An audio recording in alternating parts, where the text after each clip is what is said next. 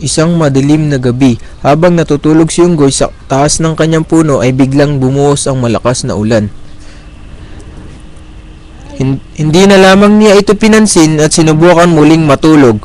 Ngunit sa halip na siya ay makatulog, napatayo siya dahil sa narinig niyang malakas na tunog.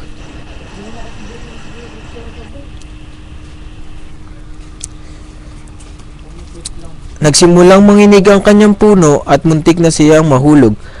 Napatalikod siya at nabigla na lamang sa kanyang nakita. Lupang bumubuhos mula sa bundok. Isang landslide! Wala na siyang magawa kundi humingi ng tulong. Tulong! Tulong!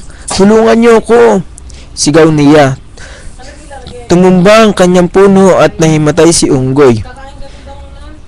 Ito ang resulta ng pagtatapon mo ng iyong basura sa kalikasan, Unggoy.